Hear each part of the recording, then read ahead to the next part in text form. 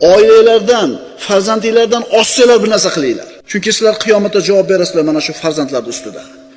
Ulfatlar turib tursin, somordagi osh turib tursin, ko'chadagi jinnikat yurishlarimiz turib tursin. Mana shularda xizmatini qilishimiz kerak. Ossak ekan boshqa birovga vaqtimizni beraylik. Chunki qiyomatda javob beramiz buni. Ulfatlar bilan osh yemaganingizgachi javobgar bo'lmaysiz. U muboh, xohlang qiling, xohlang qilmang. Ammo bu vojib edi erkingizga. Sizdan boshqa hech kim qilmasdi bu narsani.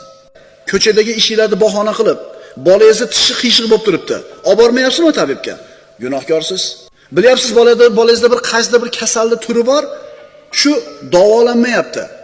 Orqaga surilib kelyapti. Gunohkor bo'lyapsiz.